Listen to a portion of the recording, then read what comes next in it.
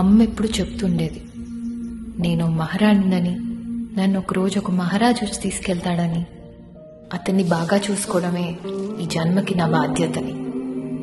అతని కోసం ఎదురు చూడటంలోనే ఎన్నో రోజులు గడిచిపోయాయి. ఆఖరికి వచ్చాడు.